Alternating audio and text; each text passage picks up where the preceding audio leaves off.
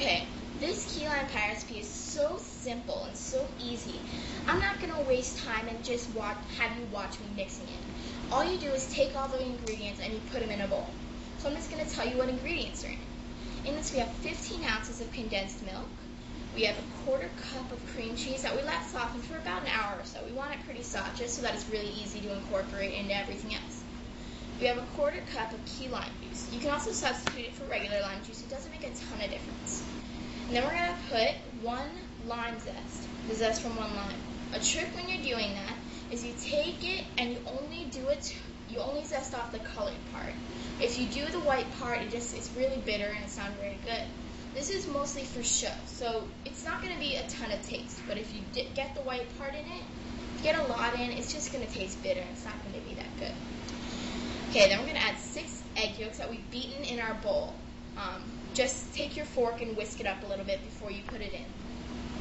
And that's it. We just mix that all up. We put it in our graham cracker crust. I just bought a pre-made one from the store.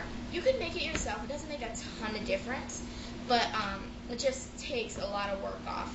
So I just put it in and we put it in the oven at 350 degrees. It can take anywhere from 20 to 40 minutes. I just keep checking it. It depends if your oven cooks a little bit hot or a little bit cold. But when you take your knife and you touch it, you don't want it to be a liquid anymore. It's almost going to be like a custard.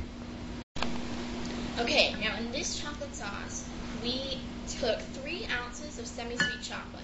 You can do regular milk chocolate too. I prefer the semi-sweet because it's not as sweet. So I think that the key lime pie is like sweet enough that it just off-balances it. But then Shannon, she loves milk chocolate. She thinks it's a semi-sweet is too bitter. So, but in this, I put 3 ounces of semi-sweet chocolate or milk chocolate, and then with that I put a teaspoon of butter, and then we just put that in the microwave for 20 seconds at a time until, and you have to mix it in between, otherwise it'll burn, and then you just do that until it's nice and smooth and melted. Then once you have it all melted, I added 2 tablespoons of sour cream. You don't have to do an exact measure. I love sour cream, so I add a little bit more. But you can add 1 tablespoon, or you can get up to 3 tablespoons. It really doesn't matter that much. I did 2 tablespoons of lime juice, just so that I didn't take away from the lime flavor of the key lime pie too much. Just adding a little bit more into it.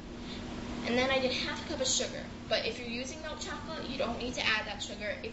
I would add about a pinch of sugar just to offset the bitterness of the lime. And then you just come out with this really nice and rich, creamy chocolate sauce that you're going to spread on top of your key lime pie. It's super good. Hold on. Yep, it's delicious.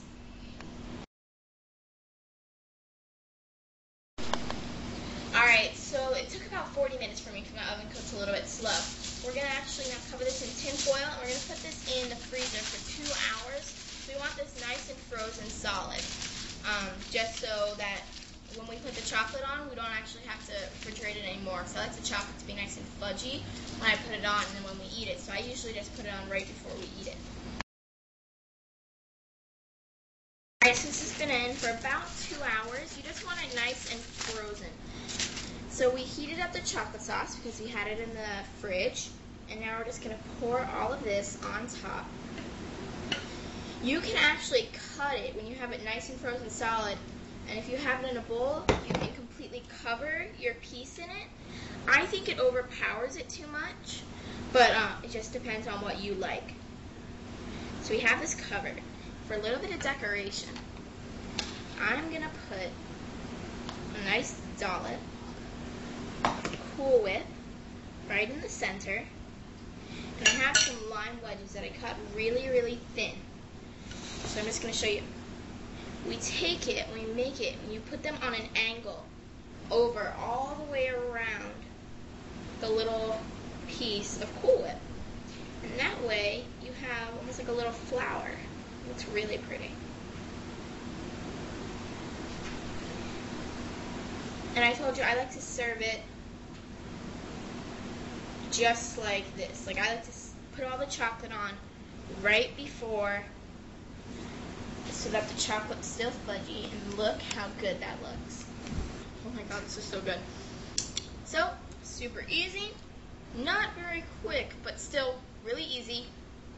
And you can actually just put it in the freezer overnight. If you make it the day before, you put it in the freezer overnight and have it the next day. I mean, once you put it in the freezer, it really doesn't matter how long you put it in for. I mean, I wouldn't put it in for longer than like 4 days or so, and then just let it unthaw a little bit. It's really good.